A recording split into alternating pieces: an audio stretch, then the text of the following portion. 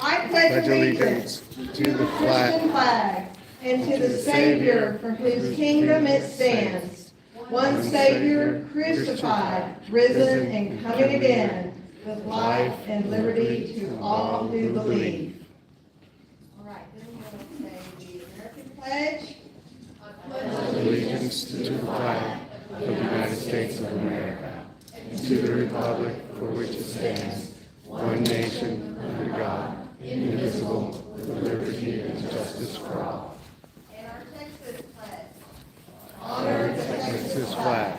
I pledge allegiance to thee, Texas, one state, under God, one and indivisible. Yeehaw! Welcome. My name is Marcia. Thank you for being here. I'm the president of this Capital Area Conservative Republican Club. This is Mary Bone, Dr. Mary Bone. Together we founded and started this with all the red shirts in this room.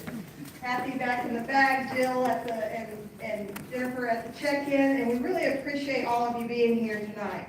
So the last couple of meetings have been forums for candidates so that we can get to know those candidates that are going to be on our primary ballot. Tonight, as you all know, we have the wonderful U.S. Congressional 31, and so we appreciate you all being here. I think we have 5 of the candidates that I've seen so far. They've all been invited, just to let you all know.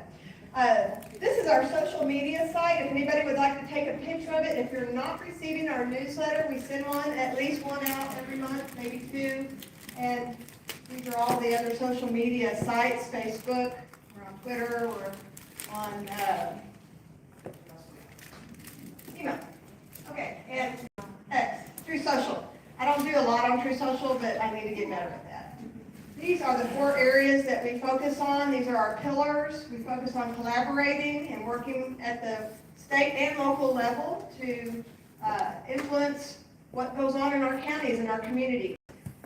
In this particular club, we've had people as far as Bexar County, we have Travis County coming, we have Bell County coming, and we have, of course, Williamson County coming. So we welcome it all.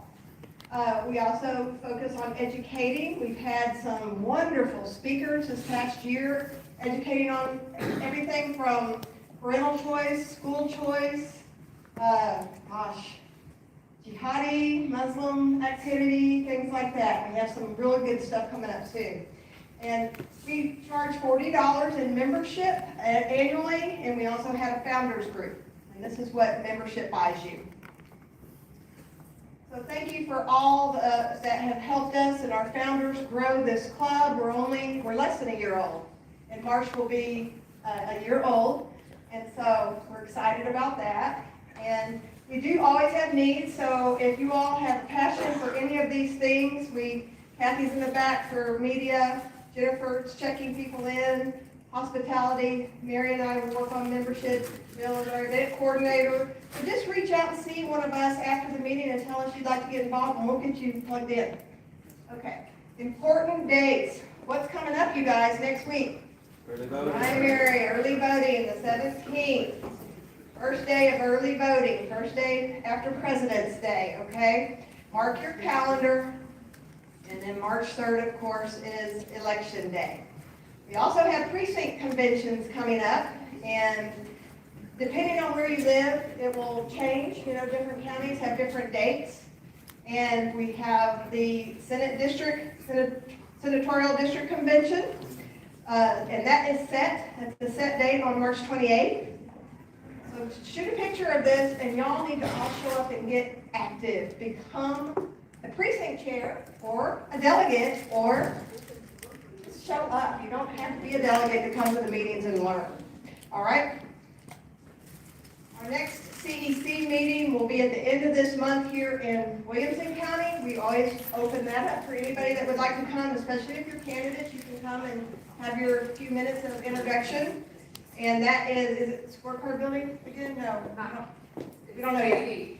So our county chair, Michelle Evans, is in the back. Welcome, Michelle. And so this past month we had it at 1501 Leander Drive. We're not sure. We've kind of been booted out of our long-term 10-year place. So we're all looking for buildings. All right. Call to action, of course, become a member, get involved. If it's not this club, we've got many, many different clubs in all these counties. Join the club and get involved. We actually encourage you to do that. Support the candidates by block walking, by donating, by calling people on the phone. Activate and get involved in your local community. Go to the meetings, go to school board, go to city council meetings, go to commissioner court meetings. Who here has been to any of those? Okay, we need more people showing up to those things.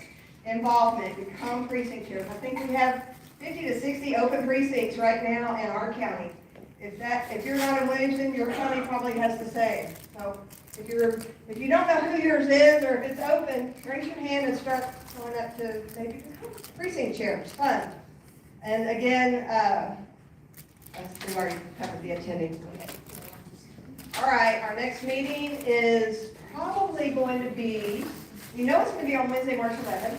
We know it's going to be in this room, and we think that there's probably going to be some runoffs in this primary. And if there are, we're going to invite anybody that's in a runoff here to come do what we're doing now, okay? So if any of you have that problem, go ahead and mark that date, and we'll invite you here, all right?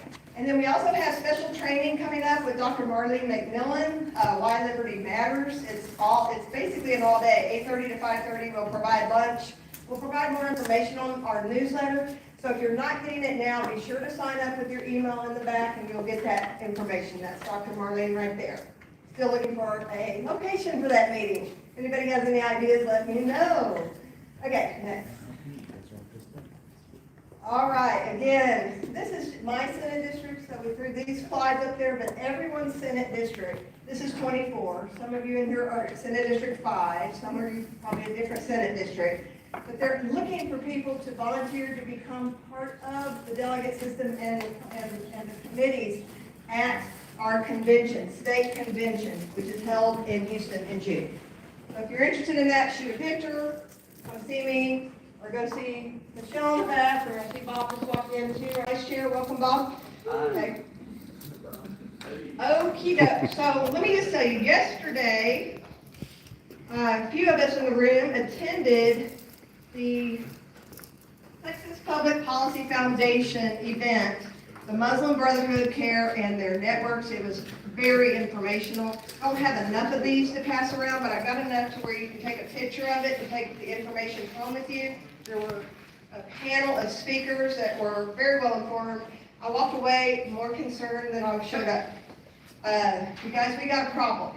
We have a problem, and it's time for us to start not only talking about it and educating, but showing up and speaking out. The call to action is also here. I brought a few of these. Again, take a picture. They're asking for people to show up on Wednesday, February 25th to the Texas State Board of Education, where there will be a public testimony on the final content on Texas Social Studies curriculum. This starts in the schools, you guys. This mindset is happening. You've seen all these ICE protests and walkouts. Where do you think that's coming from? Okay, so learn about it. If you're the kind of person that loves our country, a patriot, loves your state, you're a veteran, whatever, show up at this meeting, testify on why it's important that we maintain our Christian Judeo values of our founding fathers of this country, okay? And with that, I'm going to invite Ann up. Ann, will you tell this group what we've been doing for the last year? Well, some of you may wonder how in the world all of this got started. Well, back in 2008, 2012, during the presidency of Barack Hussein Obama, whose father and stepfather were Muslims, Islamic groups, including the Muslim Brotherhood and CARE Council of American Islamic Relations, started.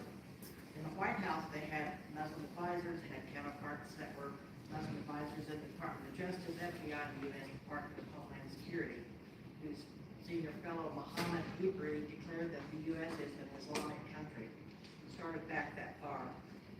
So when the Trump administration came along in 2000, I guess it was 2006, it met fierce resistance from the Muslims and their allies in the legislative and judicial branch of the government, as well as in the media. Then, under the Biden administration, it flipped.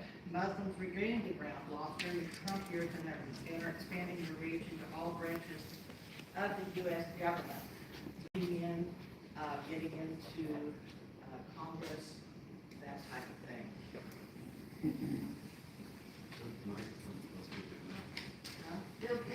Oh, you can't hear me? Okay, can you hear me now?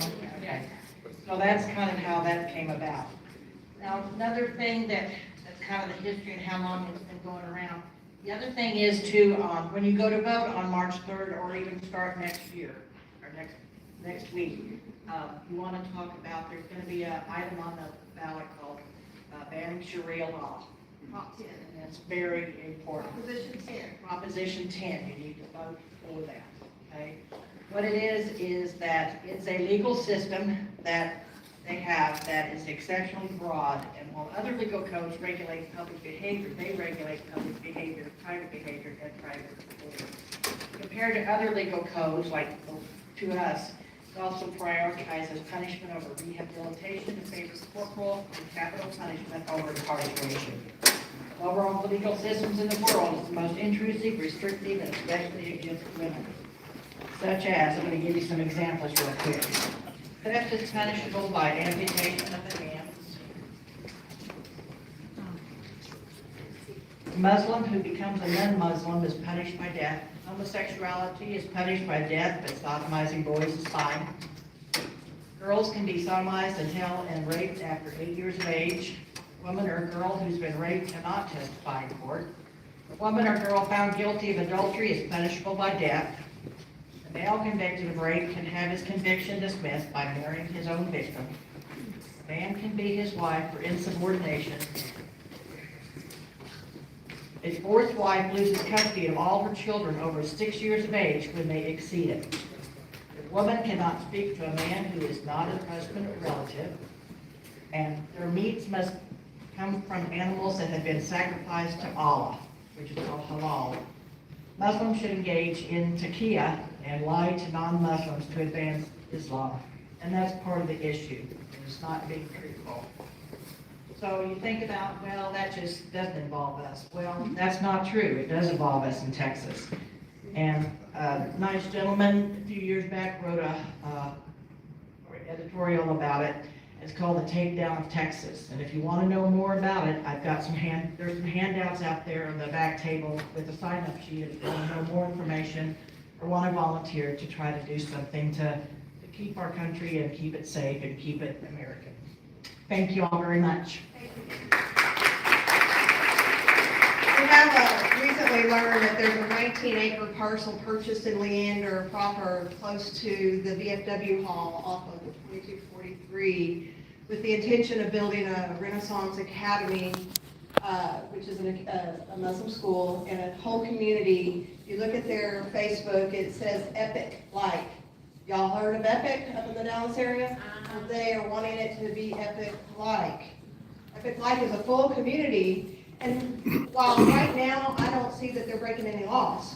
So we're just keeping our eyes on things and making sure that Sharia isn't coming to our neighborhoods, okay? So it's a way that you can stay involved. And one other thing I failed to mention, we need our 2026 primary to be a success here in Williamson County.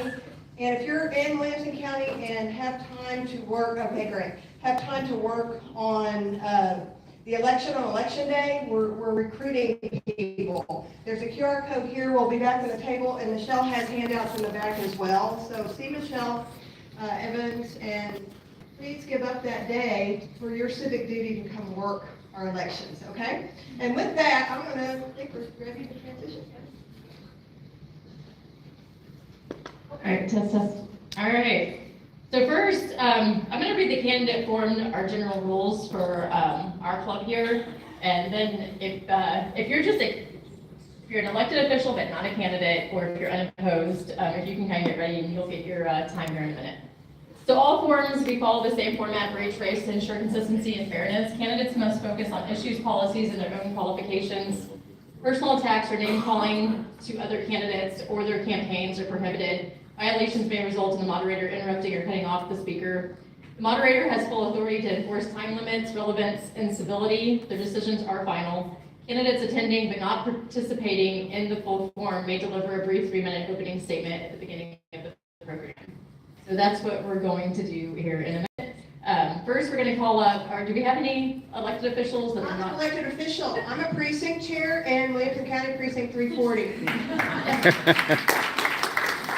All right, any other precinct chairs or elected officials? Lots of precinct chairs here. All right, yeah, if you're a precinct chair, we'll just start here. Stand up and Stand up. I'm Jennifer White. I am in 488 here in Williamson County. But Jennifer, you are on the ballot, I believe. I am on the ballot. So you are not yet. You have to come up in a minute. She is yes. She's currently on the ballot. This is only people that are not on the ballot. Even if you're an elected official, if you're on the ballot, this is not your time. Just people that are not on the ballot or you're running unopposed. Does that make sense? All right, Jill. All There's Precinct Chair 22. right, Christy. Christy Slade, Precinct 424. All right, anybody else? All right. Lee Wallace, I'm precinct 178, Travis County, and president of the Pflugerville Republican Club. Awesome. Thank you. Ron McCauley, precinct 346. John Harway, precinct 320, and the temporary chair for the Senate District 24 convention. Yeah. All right, did we miss anybody? Michelle Evans, I'm your Republican Party chair here in Williamson County. I just want to piggyback off of what she said with regarding working the elections. If you go to wilcogop.org/current-elections, which this will take you to as well, you can actually input your address and it will take you to your polling location on election day. So we made it as easy as possible to get you to your designated polling site on election day. Awesome. All right, have we missed any elected officials that snuck in here? It's not on the ballot. All right, so next. All right, you will come up here if you are on the ballot, but you're not in the forum. So this is the 5 of you that are on the House. Sarah. Yep. But if you're a candidate, Jennifer, Rollins.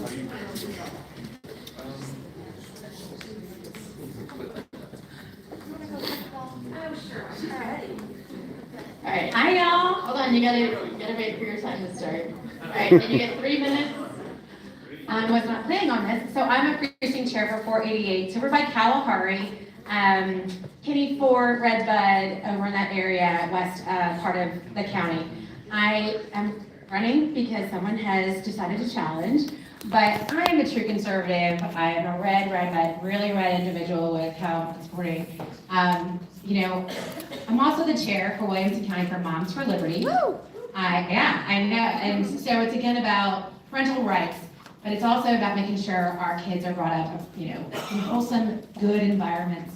But also as a precinct chair, it's someone who gets out the vote. It's taking people, I take people with me to go, if you haven't done this, take people with you to go to vote, and then go get breakfast. Go get coffee, because that's the best way. Take a selfie group photo of like, hey, we're doing our civic duty. So I encourage people like in my area to do that. It's making it fun. But I've done the precinct conventions, the SD county conventions. I've gone to the state convention. I've testified at the state convention for protect girls and women in sports, because I have children. I have 2 daughters, and I need to make sure that they're protected and they're safe. So I'm here, I'm part of this organization, again, Moms for Liberty, precinct chair, all the things I can do to help support keeping this county red, my precinct, which is my neighborhood red. So just wanted to share that. I think I'll give the rest of my time back, but if you're in 488 or know someone in that area, please let them know. Jennifer White, or precinct chair 488. Hello, I'm Sarah Moore. I'm running for judge of the 512th District Court, which is the new court in Williamson County. It will handle felony criminal cases and civil cases. But tonight I'm here because I am really fired up this week. You guys saw what happened in Leander? Yep. The Republicans were fighting amongst themselves, and a Democrat won as mayor, and a Democrat won city council. So I'm fired up this week because we have got to stop zero-calorie voting, and we've got to rally behind the candidate with substance. I'm the only candidate in this race who has never had to update my voter registration. I have voted Republican and been a conservative my whole life, and that matters. I've raised my 4 children in the church. I am a single parent. This ring means I'm engaged, but I am still a single parent, okay? and I went to law school with 2 kids, and I still graduated in the top of my class. The reason why all of that matters is because I bring a work ethic, something that was instilled in me from my mom, who was a teacher, a single parent, and a 100% the one who introduced me to Jesus. And I get a little emotional because Jesus is the reason why we are here, and that is what we are fighting for. And we have got to rally around the person. I am the only candidate in this race who has invested time, talent, and treasure all over the county. I regularly serve with the Caring Place. I'm on the board of the Wilco Women's Center, which is a pregnancy help center for young women in our community. It is a pro-life organization. I'm the only one who continues to volunteer my time multiple times a week. So I haven't just been standing in rooms like this, I've been out in the community, and we need a candidate who can get us through the primary, will bring that work ethic to the bench, and can actually beat the Democrat. So I'm here because I'm fired up. Thank you for coming to my TED Talk. I would love to tell you more information about me. I will be here. My information is here. My website is moreforwilco.com, and I mean that, and it's not just a pithy saying, although my last name helped. But moreforwilco.com. My name is Sarah Moore. I'm running for judge of the 512 District Court, and I would be honored to have your vote.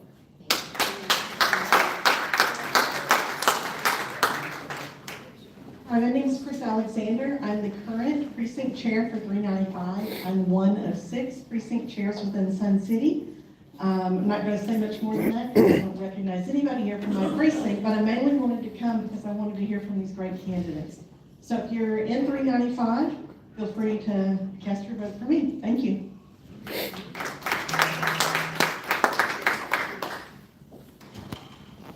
Likewise, I'll be brief. My name is Catherine Fowler, and I'm going to be your next County Court at Law number 3 for Williamson County. Unless y'all have questions that I need to answer, I'll stay around.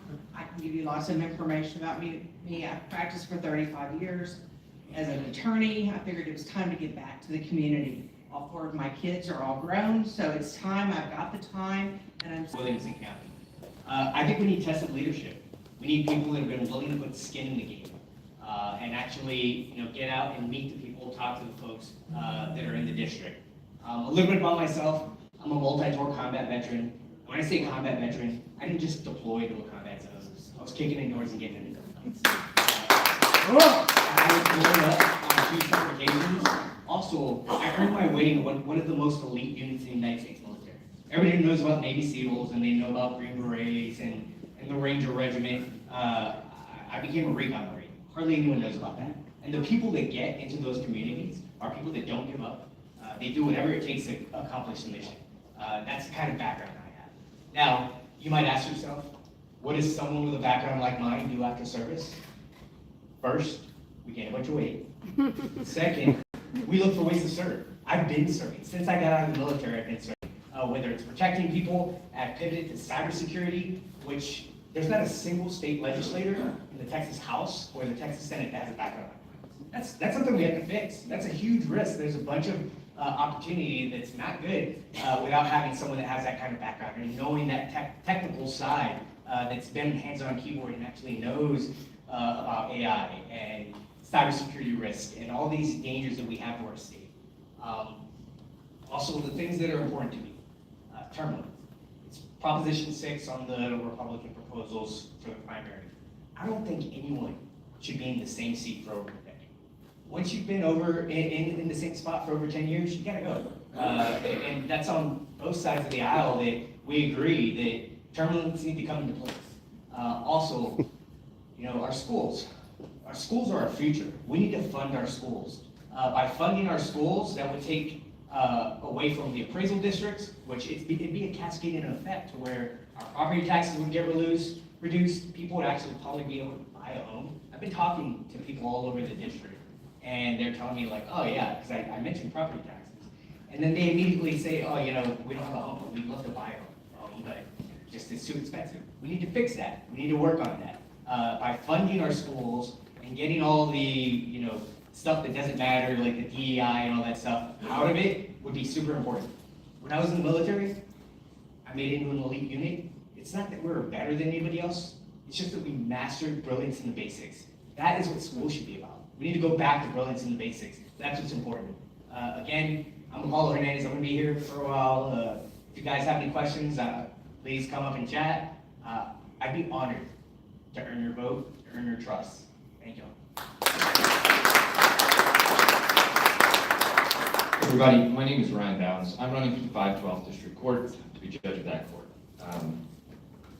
I'm just going to be honest with you. I truthfully really wasn't involved in politics very much until I felt called by the Lord to do that.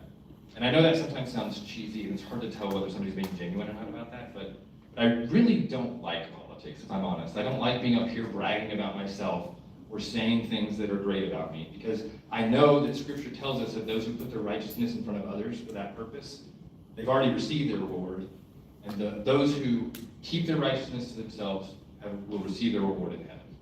And so I don't like being in front of you telling you things. So I'm just going to tell you what I've done. Because what I've done is I've dedicated my entire legal career to public service. It's for 13 years in only 2 counties, because I'm dedicated to the places that I find myself. I've been a public servant. I've been making sure that people who commit crimes, who violate our law, who violate our Constitution, are held accountable. That's what I've devoted my entire legal career to. It's why, for over 2.5 years, I was the chief of the Special Victims Unit here at our Williamson County DA's office, holding child abusers and sexual assaulters accountable for what they've done. I put multiple people in prison for the rest of their lives because of the offenses they've committed against children. I don't broadcast that a lot, but it needs to be done, and I did it. I plan to do the same thing I've been doing as a public servant, and that is seeing that justice is done. For our community, for the victims who have suffered, and even respecting the constitutional rights of the people who are accused. Because it's important not to forget about that. Because those rights apply to every single one of us in this room. So why am I running to be a judge? I want us to have this new 512th District Court start out in a place where all of us know, if you were to show up in that court, if your friends or your family were to show up in that court, you can trust that there's a judge there who will respect their rights and hold the guilty accountable. That's what you want. I know it is. It's what I want too. And that's why I'm running for the 512th District Court. Not for politics, not for power. This is a position of responsibility and not power. Because I, as a public servant, the gifts God has given me over responsibility to you, my community, I've been here for nearly 8 years. I've been here longer than any of the opponents in our local legal community, putting in the time and the groundwork. That's why I'm doing this. No other reason. That's it. And so I'm asking for your vote and your support. I'm Ryan Bounds. I'm running for the 512th District Court. Thank you.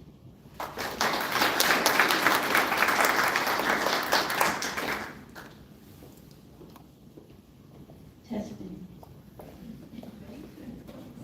My name is Kathy Jasser. I'm running for precinct 245. I was the precinct chair there for 8 years. I did such a good job, the moderates and the rhinos, put out flyers, put out signs, to put an opponent who's never done anything in the 40 before to beat me. So I throw my name back in the hat. I've been to state conventions, 3 of them plus the wonderful Zoom one. I've spoken resolutions in front of our county conventions and our Senate district conventions. I pushed them through. I spoke to the resolutions committee. They failed these resolutions I was speaking on. So I got out in front at the stage and pushed them through. And they were a lot about gender identity. Yay, Kathy. And so I worked elections for many years as a clerk, alternate judge, even a judge recently. And I was a poll watcher for Trump in 2020, and I've got the shoes to prove it. So I would like your vote if anybody here is in precinct 245. Thank you.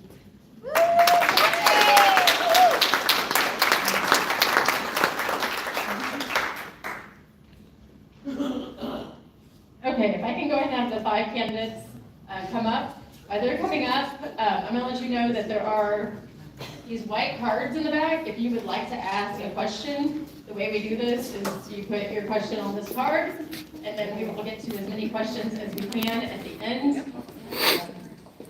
So they're in the back. There are drinks. There's water in the back if you need water. and cookies. So you can grab those. All right. Order does not matter too much. You guys getting off the Yeah, it's fine. I'm getting ready to read them. Yep. So the way this will work, if they've already been given the rules in their email, but for the audience, each participant is going to be given 3 minutes, just like the other candidates were just given, to give an opening statement. The speaking order is going to be in alphabetical order, and they were nice enough, it appears to be seated that way. We're just going to go in seating order. Hopefully it's alphabetical. The question period, we're going to have a combination of prepared questions and audience submitted questions. Again, you can go to the back and get a card and write a question, and you can turn it into one of the ladies with the red shirts on, and they'll get it to me. Each candidate's going to get 2 minutes to respond. If you look, the timers are going to be up on the back. You're going to get a 30-second, Anne has volunteered, it appears, thank you very much, to give you a 30-second warning so you don't have to keep looking at the screen. And then responses will rotate in order to ensure equal time.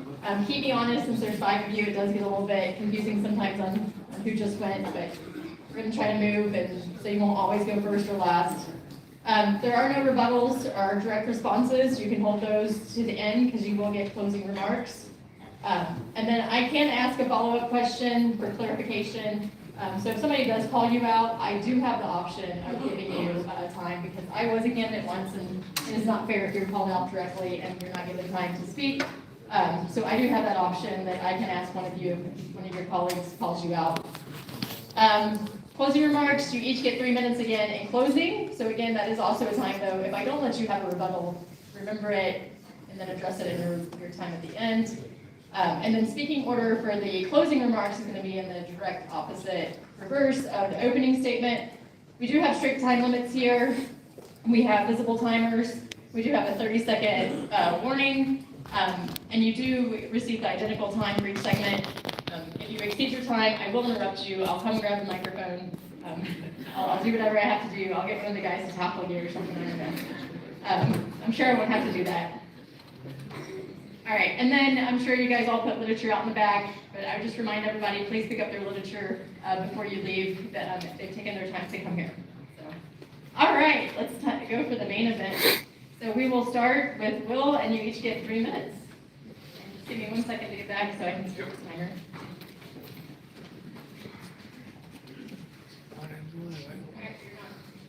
Hello, my name is William Abel, retired combat veteran, running for Congress. There's a lot of issues that we can discuss here today. I'm not sure we'll get to them all, but I'm going to go ahead and bring some of them up. First off is the vaccine mandates. So when COVID hit, my wife was forced to get a COVID vaccine, which almost killed her. We need to stop the government from forcing anything on anybody, because realistically, it does a lot more damage than it does good. We need to go ahead and get the pharmaceutical companies, first off, hold them liable, and go ahead and get them out of our government. Because right now, they go ahead and give about $16 million in the election cycle to the politicians. That's why they're never held accountable. That's why instead of getting medical treatment, you go ahead and get a pharmaceutical grant. When I retired from the Army, I had about 20 different pills thrown at me. My back, my knees, my shoulders, hips, you name it, I had issues with. And I asked them, I said, well, what's causing all the pain in my back? They said, we don't know, but here, take these pills. And if you remember back in the 90s, they went ahead and everyone got diagnosed with ADHD, and they got prescribed Prozac, Ritalin, and I believe there was a third drug. And when you look at the side effects of it, it's homicidal thoughts, suicidal thoughts, severe depression, and we wonder why we had school shootings. It's not because we had guns. I had guns when I was in school. We didn't have school shootings. But we also all weren't drugged up either. We also got to look at these data centers that's popping up in all these small towns, because they go ahead and take a major toll on our energy grid, on our water supply. And everybody here knows that we're low on water to begin with as it is. We have droughts almost every year. As far as energy, we need to get rid of these solar farms. We need to get rid of all these windmills. First of all, they're not environmentally friendly. They go ahead and they destroy the land they're on. The windmills, when they bust when they bust the hose, you got oil spilling all over the place. You can't go ahead and just throw them away in a regular landfill. And they're destroying the wildlife in the area as well. We need to go ahead and look at more sensible energy alternatives, which is coal, natural gas, nuclear, and geothermal. Alright, coal will give you 50% power output, you have 60% with, natural gas, you have 75 with geothermal, you have 90% with nuclear. We need to start investing in that. And the federal government can actually help if we go ahead and get rid of a lot of wasteful spending, like the Department of Education, United Nations, WEF, ATF, there's a lot of them, but I'm running out of time, so I'm gonna cut it there. We also have to go ahead and we can decrease taxes. And hopefully one day we can go ahead and eliminate completely. At least for short-term relief, we can take it down to a 10% flat tax, and that's about my time. So just remember, my name is William Abel, I'm ready, woman, and able. I haven't heard that one yet. That was actually pretty good. Pretty good. Well, good evening. My name is Steve Dowell. If you haven't had a chance to meet me yet, I've met about half the room so far, but if you haven't met me, I'm a veteran, Christian conservative, a former police officer. I am a major in the Army Reserve currently, in the individual rated reserve though, so I get to still have my beard on me. I've also represented the United States overseas in 17 countries, both in Europe and in Asia. But despite all of that, I am a local boy. I was born outside of Temple, Texas, and my family actually still has their farm outside there. We've had that since 1907. So that makes me a fifth generation Central Texas farming kid. But I will tell you, because of all of this, I am one of you. And because I'm one of you, I agree with most Americans that the number one problem that is holding back this country today is that we have an ineffective and dysfunctional Congress. And as a Central Texas native, as a voter, I have to tell you this hard truth, and it gives me no pleasure in mentioning this, but our current Congressman, John Carter, is part of that problem. It has been for 23 years. If you're still on the fence about that, just ask yourself the same question that I asked myself when I got into this race. Where is John Carter on federal overspending and the national debt? Where is he on putting term limits on Congress? Where is he on restoring and expanding our water? And then lastly, why I got into this race also, where is John Carter on fixing our veterans' affairs? Those should have been his priorities for the last 23 years, and they haven't been. They will be mine. Again, my name is Steve Dowell, and I am running for Congress, and thank you for your time. Appreciate it.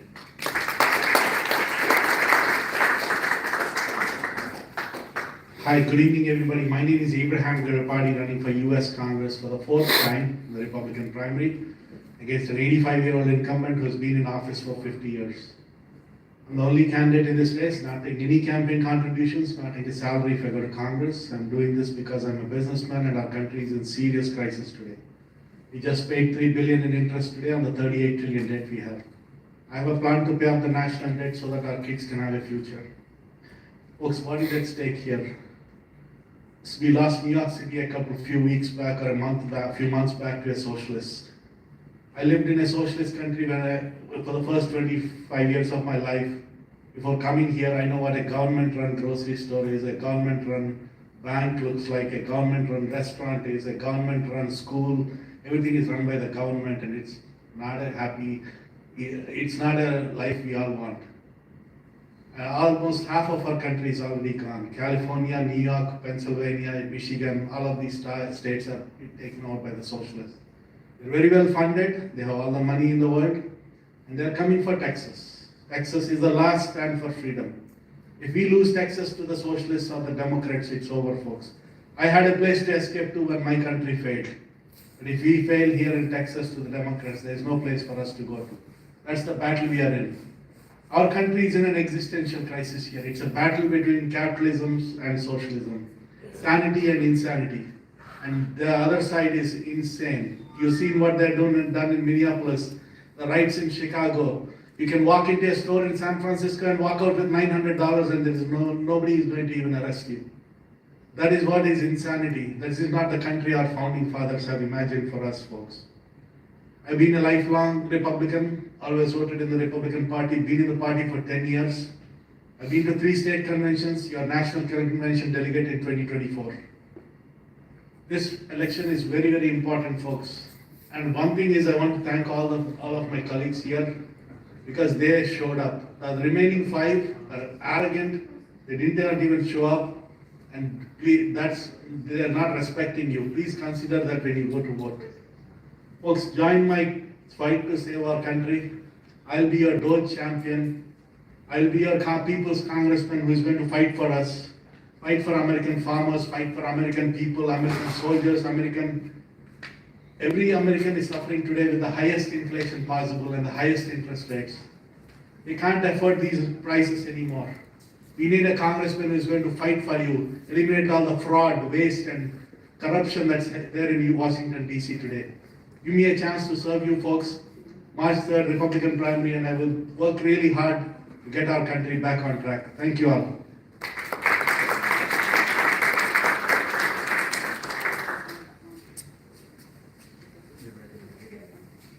Good evening. My name is Raymond Hamden, and I also am a candidate for the 31st District seat in the U.S. House.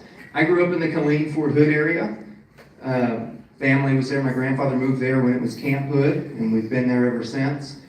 So why am I running for U.S. Congress? Well, it wasn't on my bingo card. Just to be completely honest, I've helped people with campaigns before, countywide races. I know the importance of getting involved, but I had different plans for my life, and whenever you want to make God laugh, make plans, and he'll usually chuckle at you. So I was sitting in church in a Wednesday night service, and I felt the call to run, and I immediately said, like any good Christian, no, I'm not doing that. Who wants to get into politics? But we need it. So after a lot of prayer and after speaking with my son and discussing it with him, we decided that this was the best route. This is not a me, this is a we. We know that there are a lot of issues facing not just our state, not just our district, but our country. Whether it be the Islamic takeover, which I was fortunate enough to be at the Texas Public Policy Foundation yesterday and get educated on that. And it is scary. Like Marcia said, I went in there knowing we had a problem, but it was a big, big, big wake-up call. Of some of the most dangerous Islamic extremist groups, radical Islamic extremist groups, at least two are headquartered here in Texas. That's a huge problem, folks. They've been here. We have to wake up. We've gotten very comfortable, and comfort creates complacency. And when we become complacent, we become complicit. We have to start being proactive.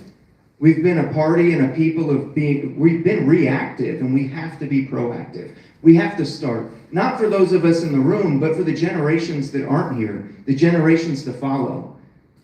I value the knowledge and wisdom of the generations that came before me. I like and respect our current congressman. I do agree it's time for him to pass the torch. It's time for him to pass that knowledge down so we don't lose anything in that gap. We have to bridge the gap.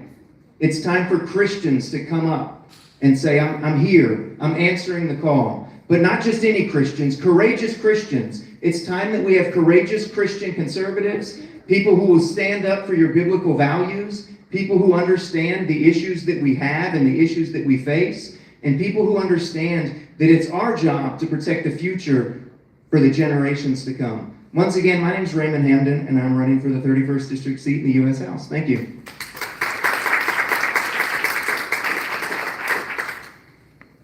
Good evening, thank you for coming out. My name is Elvis Losa, Elvis, like Elvis Presley. Don't ask me to do the hip hop thing, I've not been able to bring myself to do that. I'm gonna rattle off some things about my history. It's not to be boastful or anything, but it's just hopefully to convey my character, my integrity, my heart.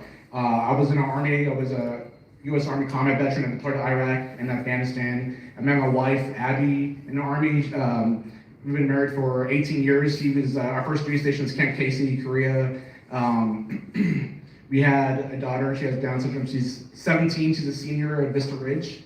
Again, I would love to tell you little stories about each little stage of my life, just to convey, who I am as a person.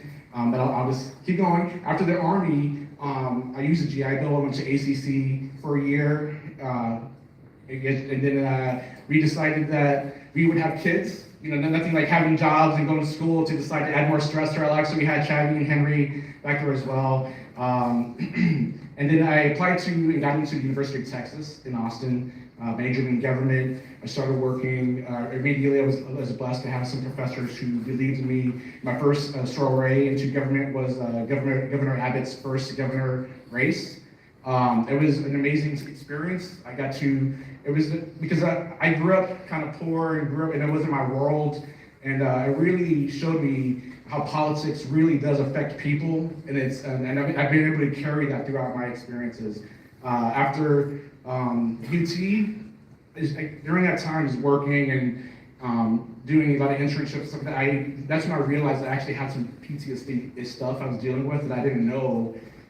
So I took some time off. I started some businesses, and my friend who was Marine at UT with me called me one day. I was in my semi truck, and he said, "Hey, I think you should apply to this role, Constituent Services Liaison with Senator Ted Cruz." And I did, and thankfully he took me on. I worked for him for a long time, and I worked for different legislators throughout time, and most recently I'm the policy coordinator for the Speaker of the Texas House of Representatives, and just been blessed to, just been hardworking. And the reason I bring up the experiences is because what the easiest way to convey is, imagine you're going to court, you're going to defend yourself, you're going pro se, you may know your case, but when you go, what's the first thing that other attorneys are going to do? You're going to object, right? You're not going to be able to present your case because you don't know the rules, you don't know the policies, procedures, you don't know the institution, and that's what I'm bringing to you. I'm bringing someone who understands that stuff, who can work within that environment, and can shape legislation and policy that's going to benefit and protect the district. Again, my name is Elvis Losa. Thanks.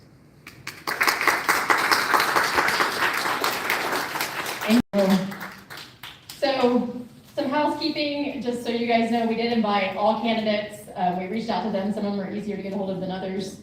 So everybody was invited tonight. And then I was made aware that David Berry, his campaign is suspended, but I believe he'll still be on the ballot. He's still, yeah.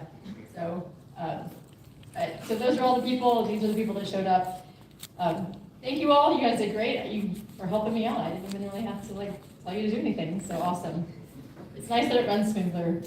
All right, so we're going to start in. These are the questions that we've just come up with, and we will start with this one.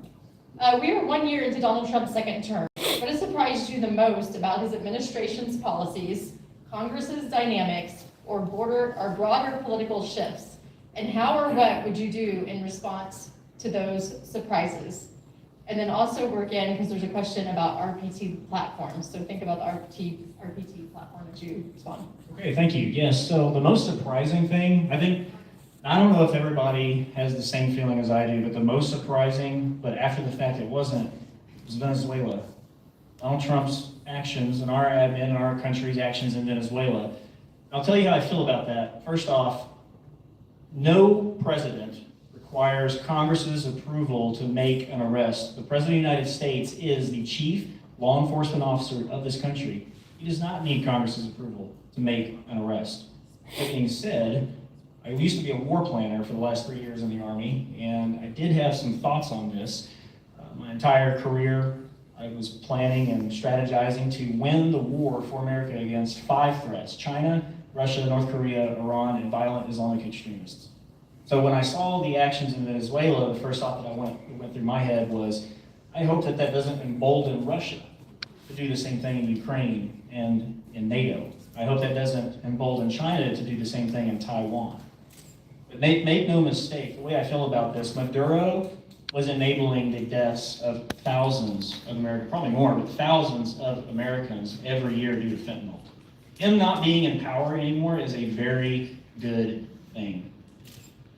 And after that, basically, I feel as though that we are projecting peace through strength, and we are showing the rest of the world that you cannot disrupt us at our homeland. You cannot disrupt us here domestically.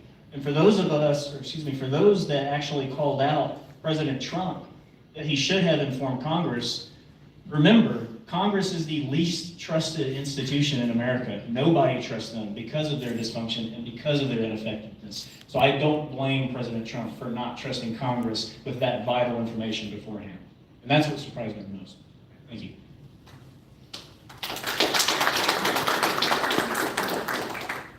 I'm the only person in this room who got a handshake from the president when he came to Austin. what more can I ask, folks?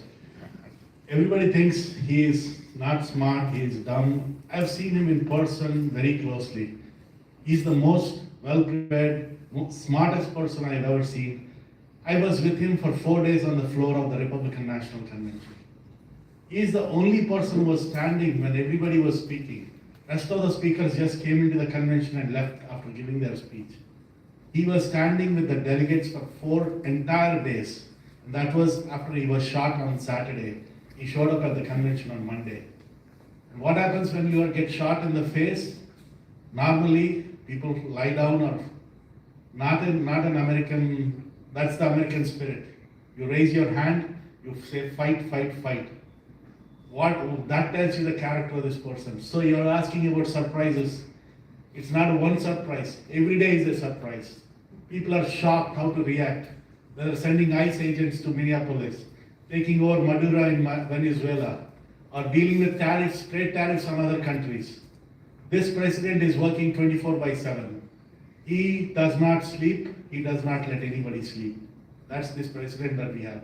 But what is the challenge that this president is having? He doesn't have a Congress that is supporting him. We need a congressman who is going to be there with him. What are the areas that he needs help in? The country is facing through enormous crisis as far as inflation. A decent meal used to cost us $5 at Subway. I used to eat at Subway footlong for $5. Not long ago, folks. Today you can't even afford a meal for more less than $15 anywhere. People are suffering. The incomes are not going up. Our future is not well equipped for AI. The president needs a Congress that has the vision to solve our biggest problems like trade, deficits, inflation, and help the president in all areas possible. Thank you.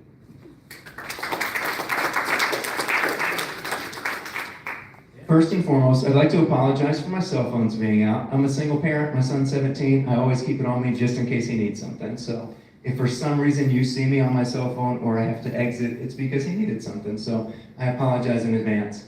But one of the most surprising parts about what's happening right now is that our Congress hasn't codified President Trump's executive order to secure the border. We're living again in a very comfortable moment. That moment can change. Congress hasn't passed a budget since the year 2000. We're continuing to push out CRs.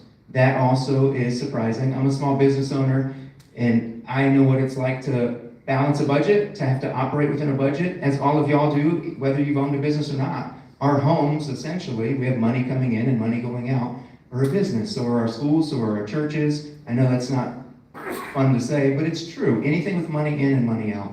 So those are a few items that are very surprising at this point. I think President Trump's doing a good job. I was talking to somebody the other day, make America great again. Ronald Reagan said that.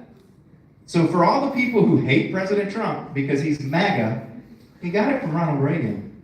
The tariffs came from a president, I believe I might be mistaken, but in the early 1900s. So he's taking success from other people and he's adding to it. And that's adding to our success as a nation, which should trickle down to us at the state level in Texas.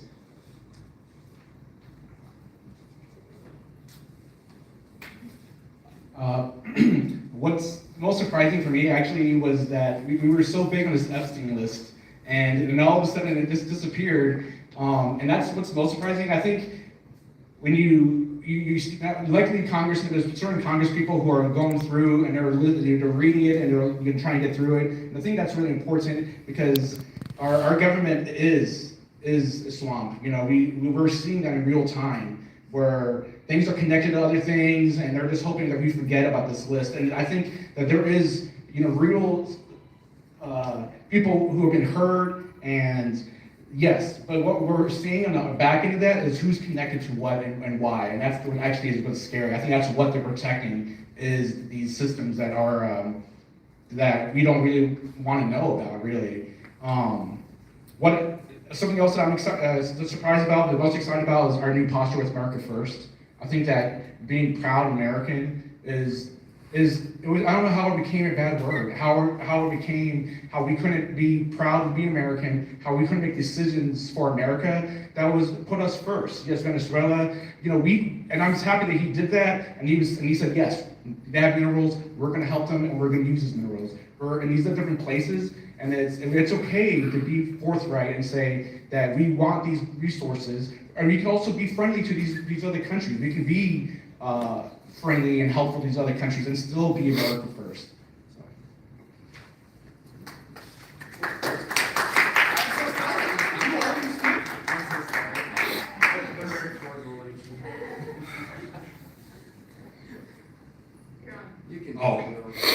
So I think all the answers were great. One thing that really shocked me in a good way was how aggressive Trump went after the terrorists. This is something that I preached about last election when I was running. We need to go ahead and have these other countries pay their fair share. Let's face it, we have the largest economy, and we love to spend in excess. Trust me, you can ask my wife; she'll tell you. Okay, and they're making millions of dollars. If you got an Apple phone, great, it's better than the company, but everything's made in China. Why? Because they go ahead and don't have to pay a livable wage, and then the tariffs were only 1.6%. Where if they did everything in the United States, that $1,000 iPhone you had would be about $5,000. But you raise tariffs, and we also need to go ahead and decrease the corporate tax rate so we can go ahead and start seeing a level playing field and have these companies bring their work back to the United States. Unfortunately, we go ahead and outsource way too much of our work. And, that leads me into like the H-1B visas too. It's like, honestly, we need to get rid of them. Because all too often we have people going to school to get degrees and then they can't find a job, but yet them same companies that they shitty hired Americans are going overseas to get the workers. Another shocking thing I have with Congress is how they all take credit for all of Trump's executive orders that he's passed, but yet they say, oh, we'll take care of codifying them in January, yet they still haven't done anything with them. So.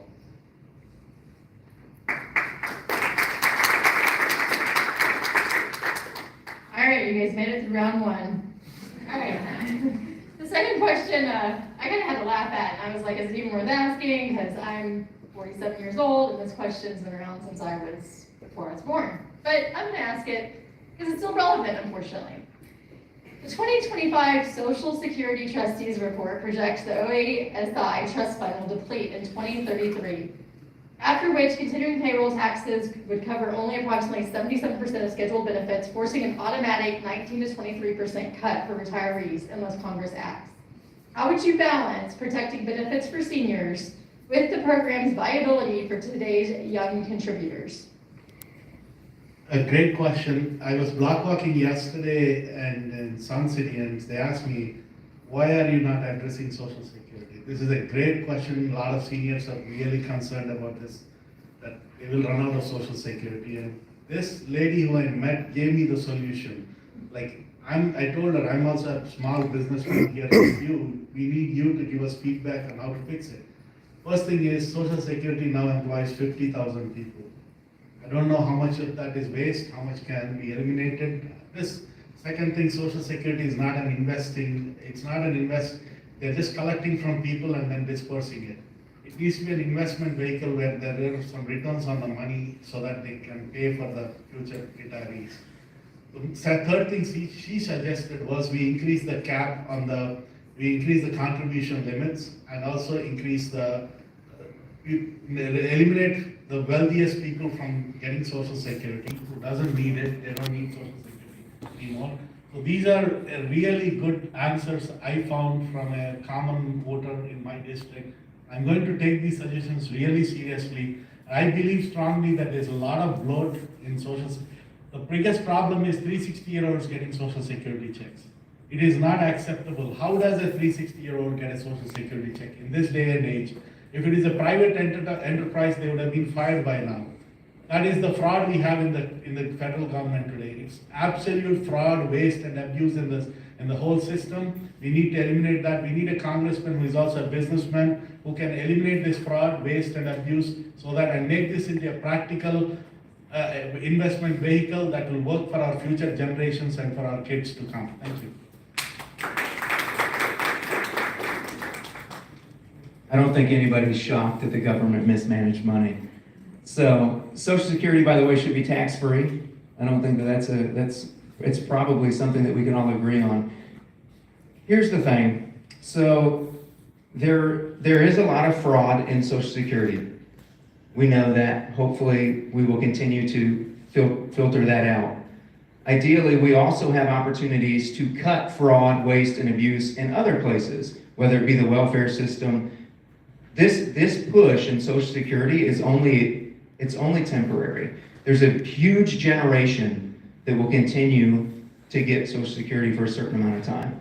And then we should have a little bit of a lull. I know that that's probably not what we're used to hearing, but it's the truth. So if we can cut some of the other programs, if we can help shift funds without adding to our deficit, that would help tremendously. Thank you.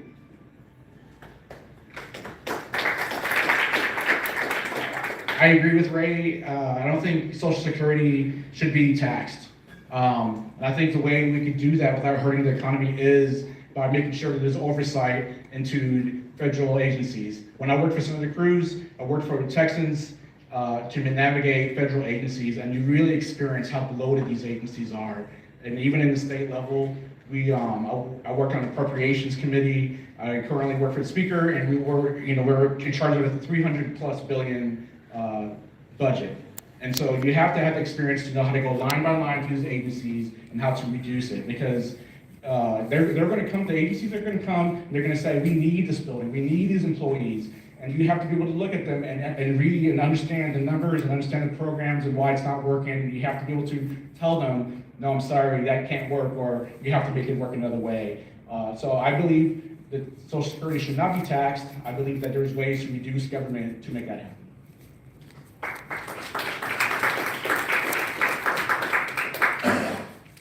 So, just like the last two, I don't believe Social Security or retirement should be taxed. But one thing we can do is we can go ahead and actually get the government to pay the money they've taken out of Social Security back with interest. We can go ahead and we can get a lot of the wasteful spending out of the way, stop going ahead and being the sugar daddy for every country on earth, stop funding all of these United Nations, WEF, and all these other globalist organizations which constantly belittle us. And we can start putting the money back and investing it back into the American citizen. And realistically, it's not something far-fetched. It's something that could very easily be done. But the problem is you have a bunch of politicians collecting money under the table from these organizations, so you need someone that's going to call them out, and that's not afraid about the repercussions from speaking out against them. And that's who I am. That's what I've done. I've done that in my own county with our Commissioner's Court. I got no problem doing it with the members of Congress. You're either working for the people or you're working against the people. Right now, too many in Congress are working against the people. So, like I said, go ahead and cut or have the government actually pay back what they stole from us. So it's not just Social Security that's at risk. Of course, that's right at the top. There's also veterans benefits that are at risk. There's also Medicare, Medicaid, terrible program, but people rely on it. There's multiple things at risk. Why? Our crippling national debt. Every single year we have a deficit. Every single year the national debt continues to increase. We're at $38 trillion now. We will be at $39 trillion before this year is up. Why do I mention that?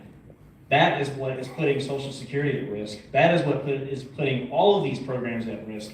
Right now, I'm the only campaign, I believe, that still has the only draft bills and proposed legislation ready to go on day one on our campaign website. And what is my first bill that I authored before I filed to get into the race?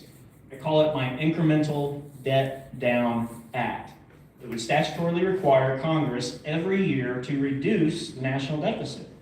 It's never been done before, by the way. We have had a law that's gone through. It's called PAYGO.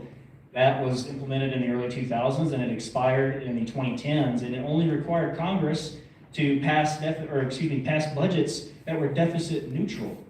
That doesn't do anyone any good. It just keeps the debt where it's at. And of course, that law has expired at this point. My bill, again, proposes that we reduce that deficit every year, and then we reduce the national debt every other year. It puts guardrails on Congress. They are already overspending our tax dollars as it is. That money can be better used, better redirected to, say, mandatory spending, like Social Security that's at risk, veterans benefits. It continues. Again, that's my plan. I try to do it just like I did when I was an Army officer. You never show up to another unit unprepared, uneducated, unread. I am not that. Thank you.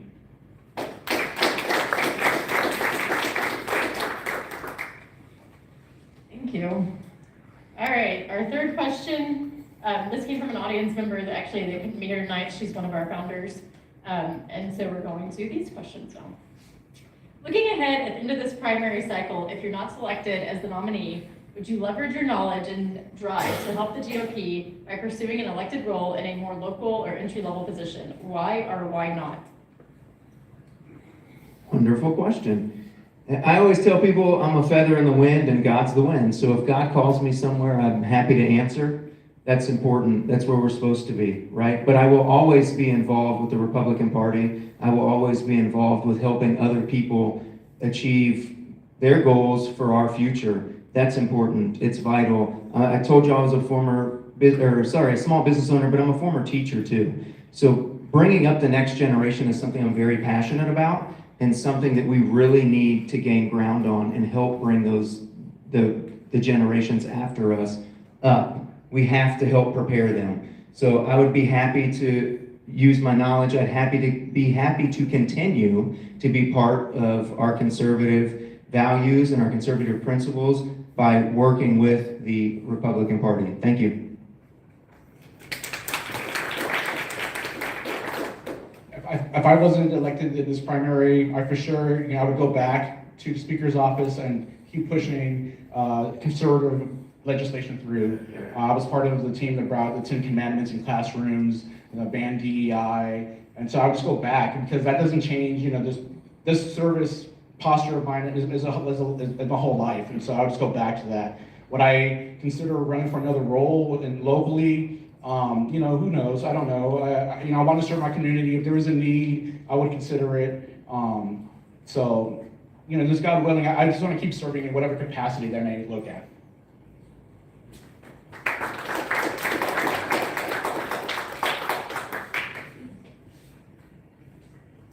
Would I go ahead and think about another role? I will go wherever I'm needed.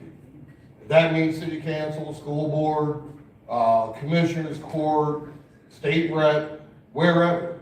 If I see that the people that are supposed to be representing us are not doing the job that I think they should be doing, absolutely. And if I don't run for another office, I go ahead and out a lot of candidates right now while I'm in the middle of my campaign. So I'm all about making sure we have good leaders and good representatives. And if I see somebody needs help, I'm gonna help them. I've helped some people in my race, and I'd absolutely take any position where I think I can do a better job and I can better serve the people.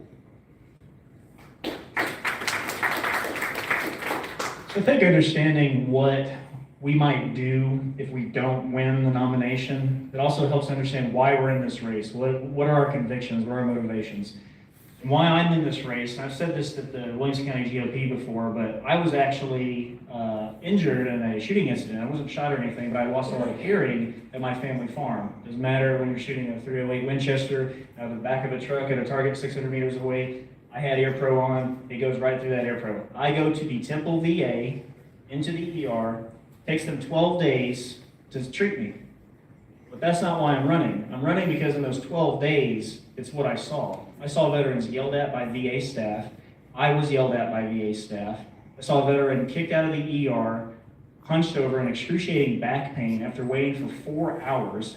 And I saw another veteran break down crying in the pharmacy line because he could not afford his medicine and his groceries in the same month. I wanted to work for John Carter at that moment. I thought, I'm a major in the Army Reserve. I have served soldiers and troops overseas and families.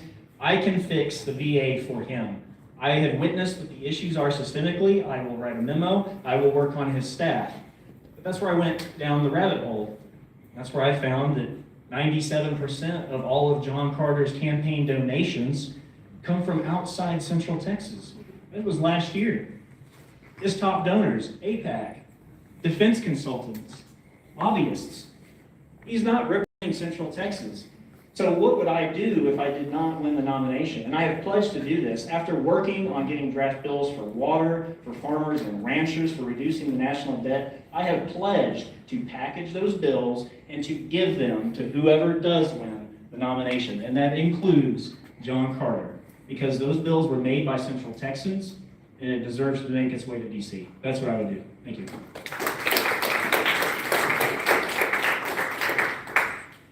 Folks, I lost 3 times in the primaries. What did I do after losing? I ended up going and campaigning for the winning candidate, which is John Carter. I was the only one outside polling locations holding his cards. I went to a Republican National Convention, I went to 3 state conventions, did a lot of protests with Marsha in downtown Georgetown, or campaigning in the November election with Chris outside Sun City, handing out cards for the president. I was the one, I got a frantic call in the middle of October in 2024 from saying that Harris wall signs are everywhere in my district. I couldn't take it. I spent $30,000 of my money putting up Trump signs, the fight signs, hope all of you remember them, across my district for President Trump and Ted Cruz. Every single sign, I put them myself. I couldn't stand the thought of a Harris coming to become president. Before the election, for 3 months, I was campaigning for the president. I did door to door. I was outside, standing outside polling locations for 16 hours. That's the dedication for the party I have. Whether you elect me or not, you're going to see me for the rest of your life. That's my commitment to you. The second thing is, will I run for local office? This is going to be my last election for Congress. And I'm going to run for a for a state rep next time if I don't get it this time. But I leave it to the people to vote for the best candidate in the race. Thank you all.